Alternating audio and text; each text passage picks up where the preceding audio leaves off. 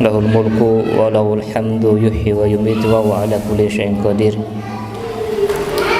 Allahumma anfa'na bima 'allamtana wa 'allimna ma yanfa'una wa zidna ilma. Allahumma la sahla illa ma ja'altahu sahla wa anta idza syi'ta ja'altal hazna sahla. Rabbi shrah li sadri wa yassir li amri wahlul 'uqdatam min lisani yafqahu qawli. Amma ba'd. Jemaah salat maghrib Masjid Al-Fatih Sukahati yang dimuliakan Allah Subhanahu wa taala. Alhamdulillahirabbil alamin. Segala puji syukur pada Allah Subhanahu wa taala. Di waktu sore kali ini Allah mempertemukan kita di salah satu rumahnya di masjid ini. Dan di sore ini Allah Subhanahu wa taala memberikan salah satu keberkahan dari langit melalui air hujan. Mudah-mudahan dengan itu menambah keberkahan kumpulnya kita di kesempatan kali ini. Dan mudah-mudahan Allah Subhanahu wa taala terus membimbing kita dan berikan kita keistiqomahan, kesabaran dalam memperbanyak amal-amal soleh yang dengannya mudah-mudahan akan mempermudah jalannya kita di akhirat nanti. Amin ya rabbal alamin.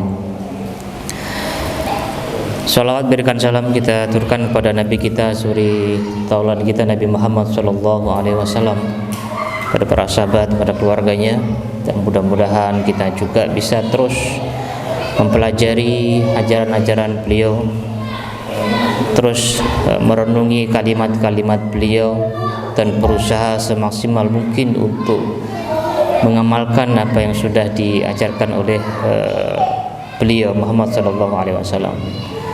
Baik jamaah yang dimuliakan Allah Subhanahu wa taala,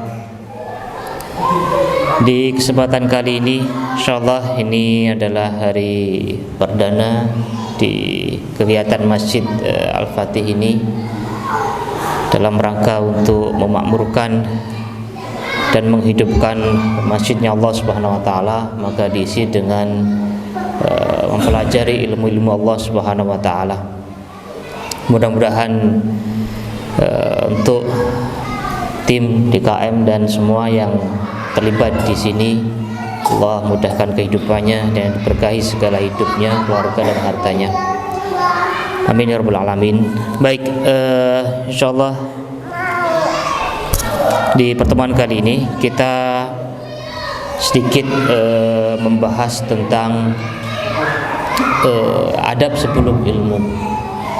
Adab sebelum ilmu, dan ini suatu yang sering sekali kita dengar hari ini.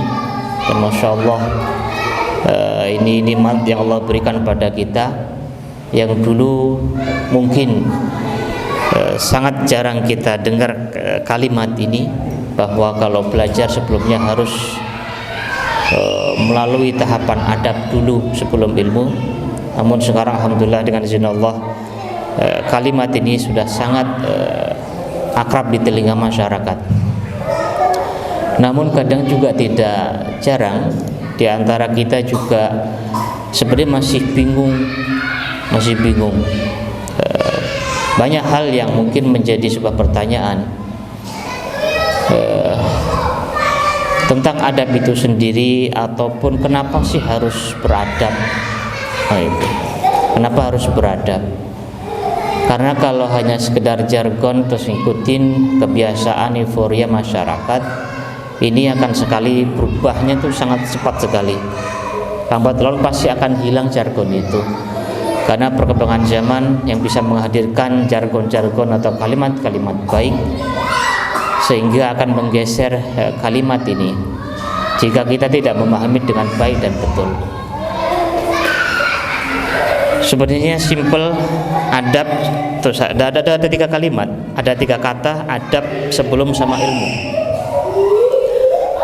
Adab itu suatu yang poin sendiri, ilmu juga poin sendiri, tapi di tengah-tengah diletakkan kalimat sebelum. Berarti kalau sebelum ini kan berarti ada yang didahulukan, ada yang diakhirkan. Nah, ini juga menarik kita renungkan juga. Kita renungkan bahwa memang Ada skala prioritas ternyata di sana. Ada skala prioritas. Ada skala prioritas yang harus didahulukan dibandingkan yang lain. Nah, berarti ketika diprioritaskan, diutamakan, didahulukan atau dipentingkan, berarti ada sesuatu, ada apa? Ya. Bicara masalah prioritas ini juga suatu yang diantara kita sendiri muslimin juga kadang banyak masalahnya atau bahkan tidak paham sama sekali apa itu prioritas. Seringnya yang ada adalah bahwa kebaikan itu semua harus ditumpuk, kebaikan itu semua harus dilakukan, kebaikan itu semua harus dihadirkan, kebaikan itu harus dilakukan semua, pokoknya baik. Nggak gitu cara pandang orang beriman. Islam sudah sangat mengajarkan dengan sangat detail sekali, sangat detail sekali. Bahkan kebaikan pun itu juga ada levelnya, ada tingkatannya, sehingga diatur detail. Lebih-lebih nanti ketika kebaikan itu berhadapan langsung dengan keburukan dan seterusnya. Artinya ada skala prioritas di sini yang harus kita pahami. Adab sebelum ilmu, sehingga tidak satu kaidahnya pokoknya ilmu yang akan hadir di kemudian hari adalah siap-siap kita harus menghadapi orang yang berilmu tapi tanpa adab itu seperti apa rasanya, ya, seperti apa rasanya. Dan keadaan orang yang berilmu tanpa adab itu sangat rentan sekali menjadi orang-orang yang tidak baik, akan sangat liar, akan sangat mempergunakan ilmu dengan sesuatu yang tidak baik, ya. Dan daya rusaknya itu jauh lebih besar, lebih dahsyat dibandingkan orang-orang yang tidak berilmu. Itu jauh lebih besar, lebih besar. Karena dengan ilmunya itulah dia bisa mengajak orang lain. Kan kalau orang bodoh mau ngajak pakai apa? Nggak ada ilmunya. Tapi kalau orang berilmu, dengan ilmunya dia bisa mengajak orang lain. Syukur-syukur kalau ilmunya baik, mengajak ke yang baik, alhamdulillah. Tapi tatkala ilmunya tidak dipandu dengan adab, inilah yang bahaya dan sangat membahayakan dan bisa jadi menyesatkan orang-orang yang diserunya. Maka kenapa adab sebelum ilmu? Baik, jemaah yang dimuliakan Allah Subhanahu wa taala. Pertama adalah adab. Imam Ibnu Qayyim menyantumkan sebuah kalimat menurut saya menarik di Madarijus Salikin. Beliau menyampaikan al-adabu fil amal alamatu qubulil amal. Adab dalam sebuah amal itu menjadi sebuah indikasi diterimanya amal. Beradab dalam melakukan sebuah kegiatan amal soleh itu menjadi sebuah indikasi tersendiri kalau amal itu diterima oleh Allah. Jadi kalau kita ingin melakukan sebuah amal soleh, kok yang ada hanya membuat suasana, keadaan atau orang-orang di sekitar kita itu berantemlah, itu menghadirkan sesuatu yang tidak baik, bisa jadi kita tidak melakukan itu dengan adab yang baik. Bisa jadi itu indikasi tidak diterimanya sebuah amal. Maka al-adab fil amal alamatu qubulil amal. Adab dalam beramal itu ternyata menjadi sebuah indikasi diterimanya amal itu. Kan dalam kegiatan beramal soleh yang paling utama ujungnya adalah diterima atau tidaknya amal itu. Sebesar apapun amal soleh, kalau toh tidak diterima, ya sia-sia dan itu sangat melelahkan kita. Makanya al-adab. Beliau juga mencantumkan kalimat lain bahwa ad-dinu kulluhu al-adab. Agama ini semuanya adab. Agama ini semuanya adab. Sehingga syariat yang Allah perintahkan atau mungkin larangan Allah Subhanahu wa taala itu pasti ujungnya untuk kebaikan manusia. Itu ujungnya bahwa manusia kembali kepada adab yang baik, baik adab kepada yang di atas atau adab kepada sesama. Jadi kalau kita mengaku beriman muslim, banyak ilmunya, tapi ternyata kok perilaku kita tidak sesuai dengan apa yang sudah kita pelajari, khawatir ini ada yang disalah ilmunya. Padahal agama itu semuanya ujungnya harus beradab. Nggak ada yang nggak beradab, harus beradab. Dari bagaimana kita nanti disyariatkan untuk beribadah pada Allah, atau bagaimana nanti kita menyambung silaturahim sama manusia. Ujungnya ke adab, Maka adab suatu yang sangat penting, suatu yang sangat urgen sekali dalam agama ini. Maka ketika kita meyakini bahwa antara syariat, antara agama nggak ada korelasi dengan adab, ini berarti kita tidak paham dengan agama ini. Apapun itu, kita mau sholat, jelas itu adab pada Allah. Kita menyembah Allah Subhanahu Wa Taala. Adab sama manusia apa? Bukankah di situ ada pemimpin, ada imam, ada makmum? Jadi kita belajar beradab pada pemimpin di situ, taati pemimpin. Dan seterusnya, kita mungkin ada zakat, Allah perintahkan, dan itu dibagi kepada mustahiknya. Itu kan bagian daripada adab kepada sesama manusia. Ya, puasa itu juga sama, supaya kita yang Allah anugerahkan rezeki yang mungkin lebih dari cukup, tahu adab lah ketika berhadapan dengan orang-orang yang Allah sempitkan rezekinya. Oh, ternyata makan sehari sekali itu begini rasanya, sehingga harapannya timbul sebuah adab yang baik, harapannya timbul adab yang lebih baik lagi, mungkin membantu, sedekah, infak, dan seterusnya. Sehingga agama ini ujungnya adalah bagaimana kita beradab. Kalau kita tidak beradab, berarti ada yang salah di agama kita. Baik, jemaah yang dimuliakan Allah Subhanahu Wa Taala, sehingga bab adab ini sangatlah urgen sekali di dalam kehidupan kita.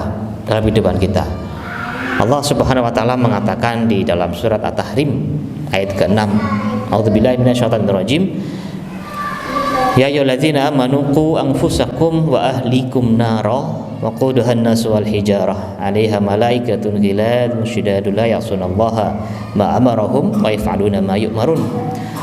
Hai orang beriman, peliharalah dirimu dan keluargamu dari api neraka yang bahan bakarnya adalah manusia dan batu.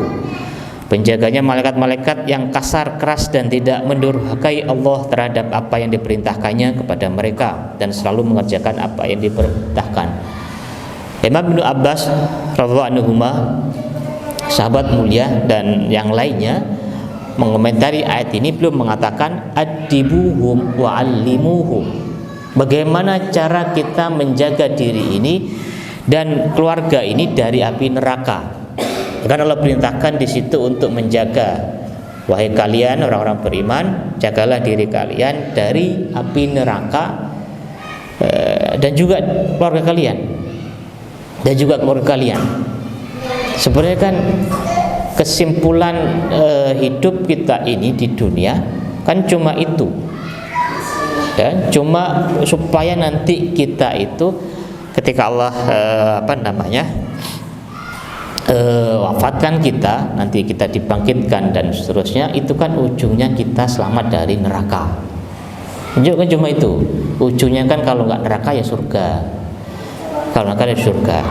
Nah, di sini Allah perintahkan jaga pertama diri kalian dulu, karena selalu begitu. Karena dalam agama ini selalu dimulai dari diri sendiri, selalu begitu. Dalam bab apapun selalu begitu, mulai dari diri sendiri. Kalau dari diri sendiri aja tidak bisa, tidak mampu, lah bagaimana mau yang lain? Siapapun itu, mungkin dalam keluarga ya ada anak, ada istri, ada suami, atau mungkin belum punya keluarga ya ada teman, ada saudara.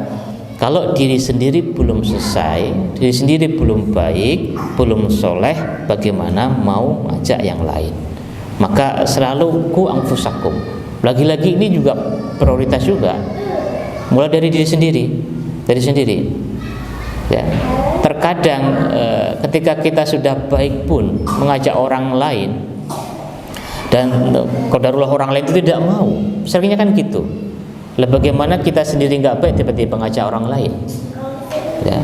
Kita aja yang sudah baik kadang atau bahkan seringnya Ketika ngajak orang lain pun tidak mau, bagaimana kalau kita sendiri tidak baik? Maka anfusakum wa ahlikum. Nah, bagaimana caranya di konteks ayat ini? Beliau menyampaikan, Ibn Abbas radhiyallahu anhu, adibuhum wa allimuhum, ajari mereka adab dan ajari mereka ilmu. Jadi hidup di dunia ini dalam konteks ayat ini, pelajari adab, ajari adab digabung dengan ajari mereka ilmu. Ya, ajari mereka ilmu. Sehingga itu modalnya, itu modal dalam di semua elemen, di semua elemen kita butuh ilmu, di semua aktivitas kita butuh ilmu. Tapi ilmu itu harus dibalut dengan adab yang baik, adab yang memang bagaimana Allah mengajarkan, nabinya mengajarkan, dan seterusnya. Nah, jemaah yang dimuliakan Allah Subhanahu wa taala, itu tentang poin adab sendiri. Karena kita adab sebelum ilmu, berarti ini adab dibalut dengan ilmu. Kalau kita digabungin itu, maka nanti korelasinya apa? Karena seringnya kita hari ini kalau bicara babnya adab dalam konteks berilmu, itu seringnya yang harus melakukan itu adalah santrinya. Kalau gurunya nggak ada urusan, gitu. Kan kalau guru udah pasti ya. Gitu. Ternyata tidak. Kalau hanya sebatas santrinya yang harus beradab, ini juga kurang pemahaman tentang adab itu sendiri, tentang adab sebelum ilmu itu. Enggak. Ulama salaf kita banyak sekali memberikan contohnya, memberikan arahannya pada kita semua. Ya, makanya ada salah satu buku yang sering sangat kita dengar, Tadhkiratus Sami' wal Mutakallim fi Adabil Alim wal Muta'alim. Pengingat bagi yang bicara dan yang mendengar dan yang bicara dalam bab adab murid dan guru. Adab murid dan guru. Jadi buku itu menjelaskan pada kita sebuah peringatan pada kita bagi yang ngomong sama yang dengar. Kalau hari ini yang ngomong ya saya, yang dengar para jamaah semuanya. Ternyata ada peringatan, ada sebuah warning dari buku tersebut tentang adab. Artinya adab tidak murni untuk santri, tidak, harus semuanya. Kalau adab hanya berlaku untuk santri, ini kita nggak ngerti kenapa harus beradab dengan ilmu. Kita ngerti. Nah, bahkan kalau kita baca lagi, satunya di buku beliau ini, Imam Jamaah, itu sangat detail sekali bab adab itu. Sangat detail. Bahkan di bab naruh buku pun itu juga ada aturannya. Bawa buku, naruh buku itu juga ada aturan. Diatur dengan sangat detail. Kalau di depan saya ini ada buku numpuk di sini. Ada buku sirah, buku tafsir, buku hadis, buku fikih. Kalau orang tahu betul tentang adab terhadap ilmu, penempatan buku yang ada di depan ini itu akan tahu mana yang di atas, mana yang di tengah, dan mana yang di bawah. Itu akan tahu. Tapi kalau nggak tahu tentang bab adab sebelum ilmu, naruhnya ya salah-salan. Naruhnya ya yang penting sesuai warna, mungkin sesuai dengan gambarnya mungkin, atau sesuai dengan ketebalan mungkin. Tapi kalau tahu betul adab sebelum ilmu, adab terhadap ilmu, maka dia akan taruh yang paling atas sesuai dengan klasifikasi ilmu itu sendiri. Karena ada sirah, ada tafsir, ada fikih, ada hadis. Itu yang kira-kira yang paling harus di atas yang mana? Sirahkah, hadiskah, atau tafsirkah? Itu harus dibahas betul. Kenapa? Tadi berkaitan sama ilmu. Karena ilmu juga punya klasifikasi, punya level, punya tingkatan. Maka yang paling ditaruh di atas ya tafsir. Kenapa tafsir? Karena itu berkaitan tentang Al-Quran. Itu kalamullah. Maka harus paling diataskan. Atau mungkin nanti ada ilmu yang itu bukan ilmu syar'i, ada mungkin ilmu bahasa Indonesia, maka ditaruh yang paling bawah. Paling bawah. Gak mungkin paling atas atau paling tengah, paling bawah. Karena tadi ilmunya berbeda. Sehingga begitulah cara ulama kita dalam menyikapi ilmu itu sendiri. Ya. Imam Malik kalau mau ngasih kajian, beliau mandi dulu. Mandi pakai wewangian, bajunya yang paling bagus, bahkan beliau sholat dua rakaat dulu. Apakah itu sebuah kebiasaan yang kosong yang tidak ada faedahnya? Tidak, karena beliau paham betul tentang hakikat adab sebelum ilmu. Jadi nggak sederhana. Maka kenapa harus adab sebelum ilmu? Nah, kita kembalikan berarti ada apa dengan ilmu? Gitu. Ada apa dengan ilmu? Ada apa dengan ilmu? Sehingga kalau kita paham betul tentang hakikat ilmu, maka kita akan tahu betul bagaimana kita bersikap dengan ilmu. Itu sudah. Jadi poinnya adalah kenapa beradab? Karena ilmu itulah. Jemaah yang dimuliakan Allah Subhanahu wa taala, di bab ilmu ini sebenarnya banyak sekali kitab-kitab yang menyampaikan dengan fadilatul ilm, banyak sekali, dan saya hanya coba menyampaikan beberapa poin saja tentang bab ilmu itu sendiri. Saya ingin menyampaikan satu kisah orang tua kita, bapak kita, ya, manusia pertama yang Allah ciptakan, Nabi Adam alaihissalam. Itu kan seperti protes sama malaikat. Kenapa engkau wahai Allah menciptakan manusia yang pada dasarnya manusia itu pasti nanti akan berbuat jahat, saling membunuh dan seterusnya. Maka ketika Allah mengatakan dalam surat Al-Baqarah ayat yang 31, A'udzubillahi minasyaitonirrajim, wa 'allama Adamal asma'a kullaha tsumma 'aradahum 'alal malaikah faqala anbi'uni bi asma'i haula'i in kuntum shadiqin. Dan ketika Allah telah mengajarkan nama-nama pada Adam alaihissalam semuanya, kemudian dihadirkan, ditampakkan, dikemukakan pada para malaikat.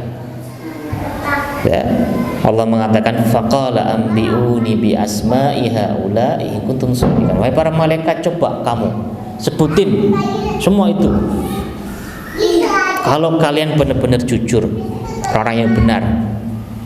Jadi Allah perintahkan, coba kamu sebutin apa yang sudah aku ajarkan kepada Adam.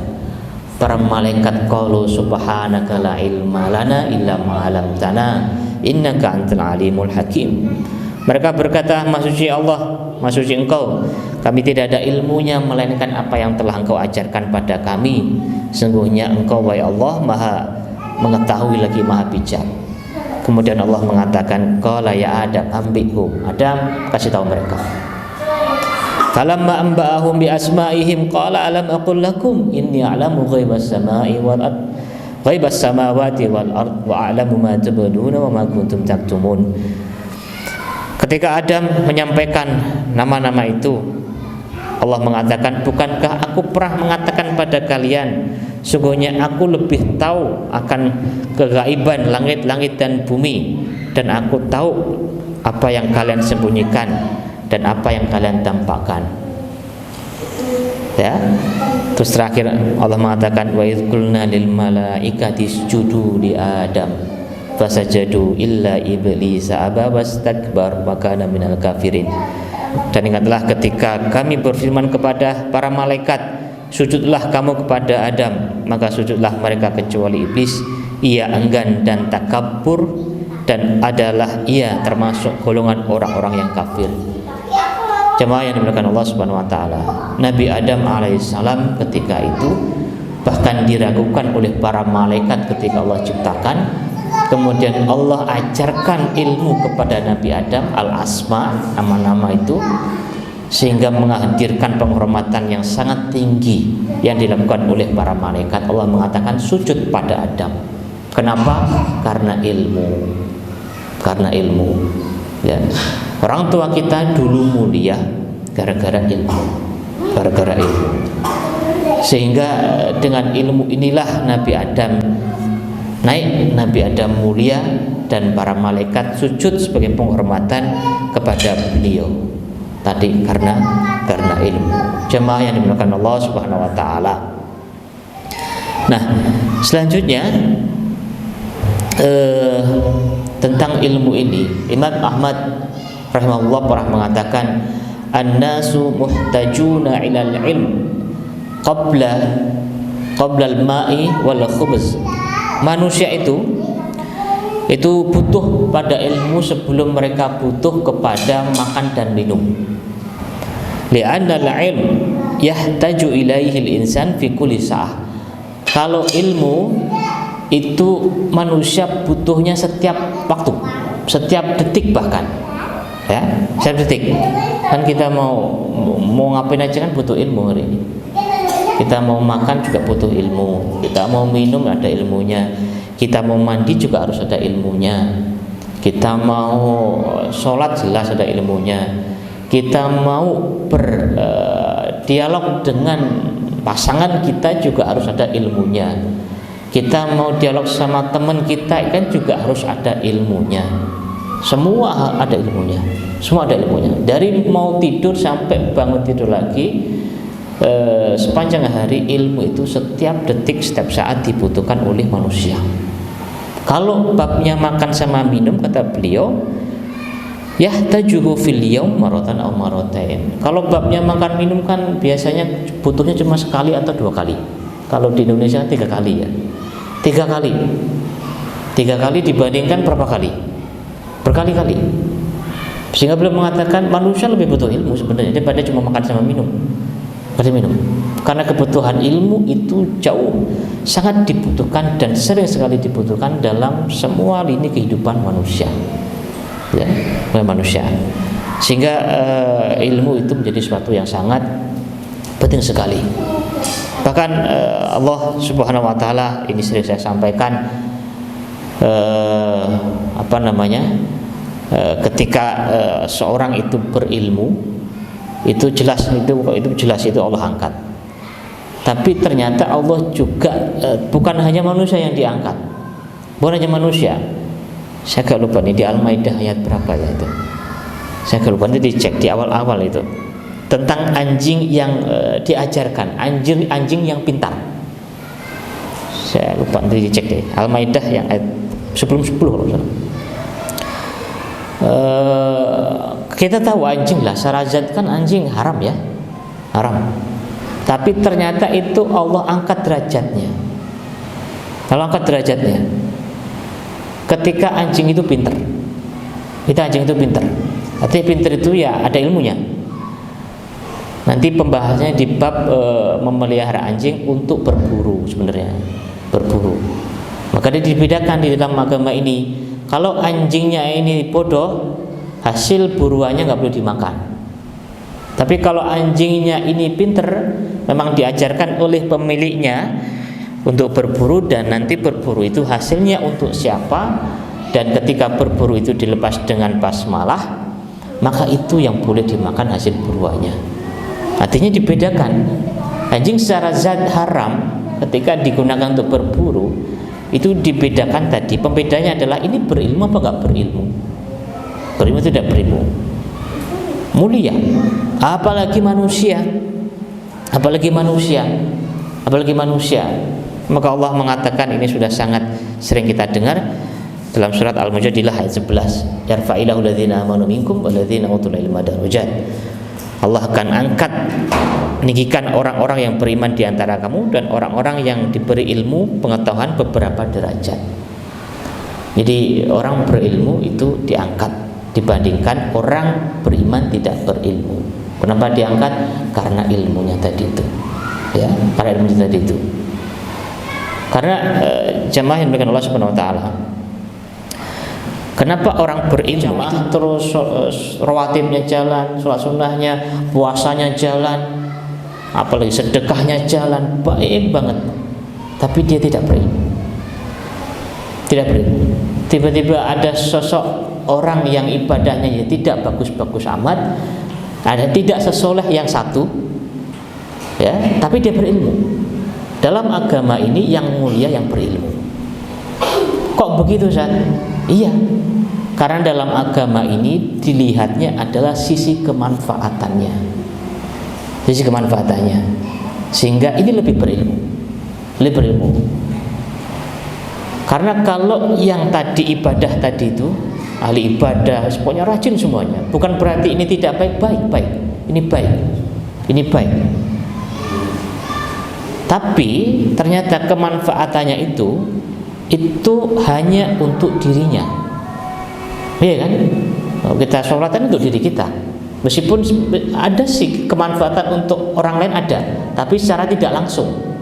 Karena kan bisa jadi ada yang melihat, ada yang masya Allah tergerak hatinya karena melihat ibadahnya, bisa jadi secara tidak langsung ada kemanfaatannya.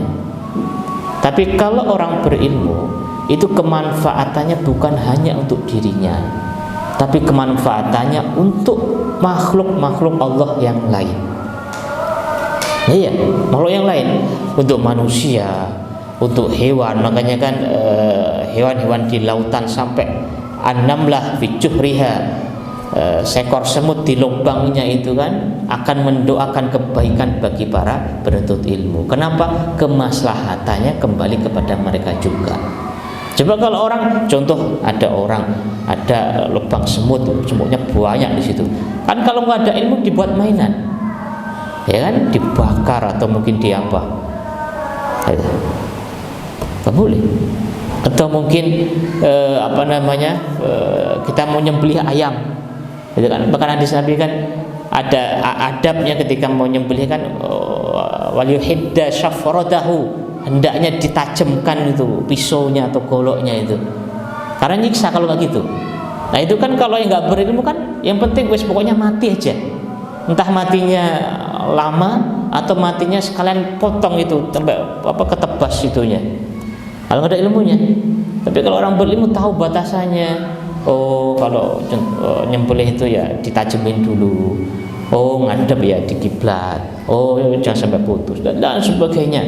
Atau mungkin ketika kemarin hari raya kurban, tahu orang berilmu tahu adabnya, ini jangan diperlihatkan dulu, sebelum kurban ya dikasih makan dulu, biar mereka tenang dan sebagainya, tahu adabnya. Tapi kalau nggak tahu ilmunya asal-asalan, yang penting mati aja udah, penting mati.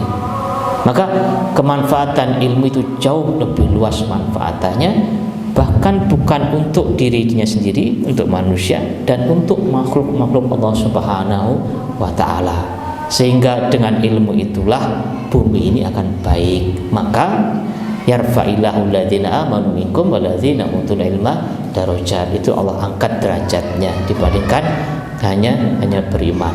Maka jemaah yang dimuliakan Allah Subhanahu wa ta'ala. Nah, itu sedikit tentang urgensi kenapa harus beradab sebelum ilmu. Maka nanti di pembahasan para ulama, sesuatu yang berkaitan sama ilmu itu dibuat kaidah yang sangat ketat banget. Ya, tadi gurunya ada di buku Tadhkiratus Shalim itu lengkap. Guru itu harus beradab. Guru punya adab terhadap diri sendiri, guru beradab terhadap muridnya, guru beradab ketika di dalam majelisnya, guru beradab dengan bacaannya, kitabnya, detail itu situ, sangat detail, ya, sangat detail sekali. Murid juga sama, murid adab dengan dirinya sendiri kayak gimana, murid punya adab dengan gurunya, murid punya adab ketika dalam majelisnya, murid punya adab dengan bukunya, dan dibuat detail sekali. Maka nanti dengan buku sendiri seperti apa bersikapnya itu sangat detail, diketatin oleh para ulama dalam rangka apa? Menjaga kesucian ilmu. Ya, jadi niatnya kenapa adab sebelum ilmu? Karena ilmu itulah yang Allah angkat. Ya, dengan ilmu itulah Allah angkat semua hal. Ya, semua hal. Bahkan kan Allah angkatnya kan sebenarnya bukan hanya di akhirat nanti. Contoh nih, ada orang tidak beriman berilmu, diangkat nggak kira-kira? Diangkat di dunia. Contoh ada lulusan S2 sarjana teknik gitu, diangkat di dunia, diangkat. Buktinya apa? dia mudah mendapatkan pekerjaan. Mudah dapat pekerjaan. Di akhirat tidak diangkat. Kenapa? Tidak beriman. Ya. Sehingga dengan ilmu Allah angkat. Ya, Allah angkat. Maka ketika ilmu ini tidak disikapi dengan bijak, karena dayanya sangat luar biasa, sehingga bisa jadi orang akan mengarahkan ilmu itu dengan sesuatu yang sangat buruk, maka dampaknya juga luar biasa sekali. Maka begitulah kenapa kita harus beradab dengan ilmu, gitu ya, beradab dengan ilmu. Baik guru, baik santri itu beradab dengan kenapa beradab? Karena memuliakan ilmu. Jemaah yang dimuliakan Allah Subhanahu wa taala. Kita tahu imam besar Hujjatul Islam Imam Abu Hamid Al-Ghazali. Abu Hamid Al-Ghazali lahir pada 450 Hijriah. Beliau punya peran besar pada zaman itu dalam mengangkat akidah Sunni saat itu. Makanya dapat Hujjatul Islam, pembela Islam. Nah, kita hari ini kan ngomongnya bukan atas nama Islam, masih ngomongnya atas nama lembaga, atas nama pribadi, atas nama bukan Islam. Abu Hamid Al-Ghazali ngomongnya atas nama Islam. Khidmahnya kepada Islam itu tidak dilakukan. Tahukah beliau itu ternyata dulunya itu juga ada peran ayahnya. Jadi ayah beliau itu kan seorang pemintal, jaga toko, kerjanya itu mintal. Miskin, tidak terlalu kaya, nggak kaya, miskin, jatuhnya malah miskin. Tapi beliau sadar betul tentang ilmu. Maka beliau itu kalau di waktu lenggang itu, beliau keliling ke majlis para ulama. Apakah ingin nuntut ilmu terus diajarkan ke anaknya? Ternyata tidak. Enggak, itu nomor kesekian ternyata. Yang pertama kali adalah beliau ingin berkhidmah kepada para ulama. Beliau berbuat baik kepada para ulama. Selanjutnya kalau ada ilmu yang bisa diambil, beliau ambil. Terus beliau kalau mendengar kalimat-kalimat dari ulama, beliau nangis sambil berdoa pada Allah, ya Allah, mudah-mudahan Engkau hadirkan kepadaku seorang anak yang itu ahli fikih dan ahli dalam menasihati. Insyaallah. Akhirnya hadirlah sosok Al-Ghazali yang sering kita dengar hari ini dengan keilmuannya yang sangat luar biasa. Ya, sudah azan, kita azan dulu Pak. Kita berhenti dulu, silakan. Kita lanjutkan sedikit, insyaallah. Tadi sedikit kisah tentang bagaimana Abu Hamid Al-Ghazali ternyata tidak lepas dari peran doa dari seorang ayah yang mendoakan beliau kebaikan untuk menjadi ahli ilmu. Dan di di bab kecerdasan kita tidak lakukan lagi beliau. Bahkan di akhir hayat beliau itu beliau meninggal dalam kondisi bukunya Imam Bukhari di atas dada beliau, karena beliau di akhir hayatnya sedang banyak belajar hadis. Bahkan ketika beliau Allah lebih lama lagi umur itu, Allah panjangkan sedikit aja umur beliau, maka pasti beliau menjadi sosok pakar penting di bidang hadis juga. Tapi qadarullah beliau Allah lapangkan lebih dahulu.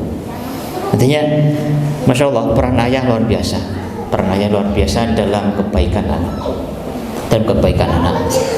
Kenapa memuliakan gurunya?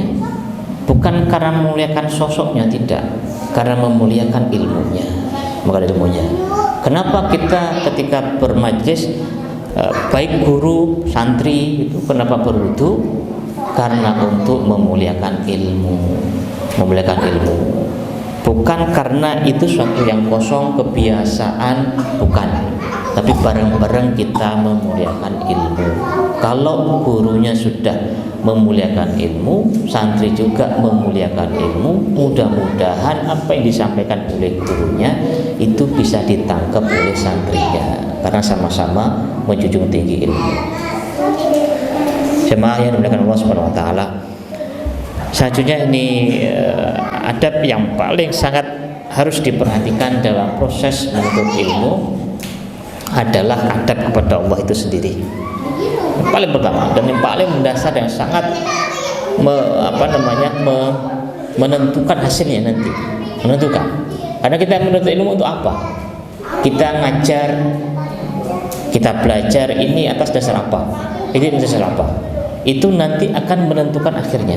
Tadi, apakah nanti akhirnya ada kemaslahatan, kemanfaatan, atau justru kemudorotan dan bahaya? Bahaya. Maka yang paling utama adab dulu kepada yang di atas, pada Allah. Niatnya apa? Niatnya apa? Maka wahyu pertama kali turunkan, Iqra bismi rabbikal ladzi khalaq. Bacalah dengan menyebut nama Tuhan yang telah menciptakan. Karena Allah itu kan kondisi masyarakat yang jauh dari kata ilmu, cenderung jahiliyah, bodoh hari itu. Untuk mengangkat semua itu dimulai dengan Iqra, baca ilmu. Tapi Allah tekankan langsung, ikat di situ bismi rabbika, dengan menyebut nama Tuhan yang telah menciptakan. Kalau nggak diikat dengan itu, ini nanti ujungnya akan malah memberikan bahaya bagi penuntut ilmu dan orang-orang yang ada di sekitarnya. Dalam sisi lain, Nabi SAW pernah mengatakan dalam sebuah hadis riwayat Ibnu Hibban, Syekh bin Baz mengatakan ini hadisnya hasan. Kullu amrin dzibalin la yubda'u fihi bi bismillah fa huwa abtar. Segala sesuatu yang penting, perkara penting, kalau enggak dimulai dengan bismillah, dengan menyebut nama Allah, itu terputus. Itu terputus. Syekh Asy'arawi mengatakan terputus dalam arti kurang, ada yang hilang. Kenapa terputus? Bisa jadi ketika seorang melakukan aktivitas apapun itu tidak bismillah, dia di tengah jalan akan tertipu dan melampaui batas, bahwa sesuatu yang dia kerjakan itu adalah murni hasil upaya dia sendiri. Contoh, saya lagi ngerjain bangun ini, saya tidak bismillah. Bisa jadi ketika ini selesai, ini adalah hasil karyaku, ini hasil karyaku.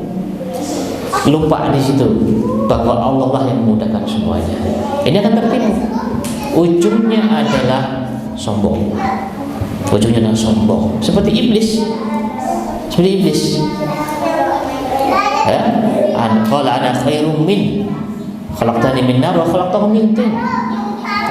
Kalau nggak bismillah, apapun itu, perkara yang disyariatkankah atau perkara mubahkah, itu kalau tidak dimulai dengan bismillah, belum menyampaikan khawatir ini akan tertipu, akan melampaui batas, akan mudah dibelokkan oleh setan. Saya datang mau jalan, atau mungkin saya makan, itu kan ya gulam samillah, itu kan syariatnya. Saya dapat malah alhamdulillah, terus tiba-tiba kenyang, bisa dia akan dibelokkan sama setan. Kamu itu makan ya hasil upayamu sendiri, makan selamat, tidak ada kendala di proses makan dan seterusnya, itu upaya kamu sendiri. Dia lupa bahwa semua itu adalah dimudahkan oleh Allah Subhanahu wa taala. Ya, maka beliau khawatirkan itu. Nah, lebih-lebih ini perkara babnya adalah ilmu. Kalau berilmu tidak dimulai dengan bismillah, karena Allah Subhanahu wa taala, dengan meminta pertolongan Allah, ini sangat rentan dibelok-belokkan oleh setan. Ujungnya ketika sudah dibelokkan, mengatakan ilmu ini adalah hasil upayaku sendiri.